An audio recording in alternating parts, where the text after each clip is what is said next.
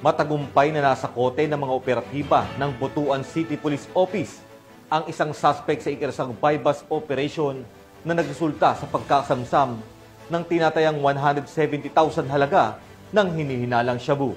Magbabalita dyan si Patrolwoman Karen Malilin.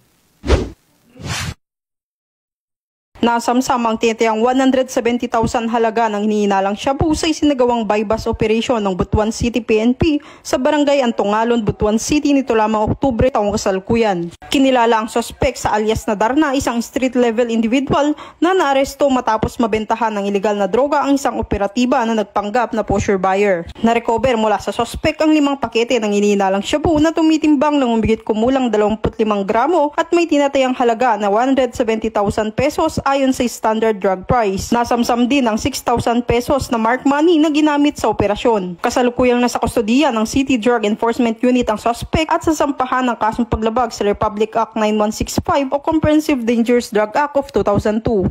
Mula dito sa Police Regional Office 13, ako ang iyong PNN correspondent, Patrolwoman Karen A. Malilin, alagad ng batas, taga-taguyod ng Balitang Pulis.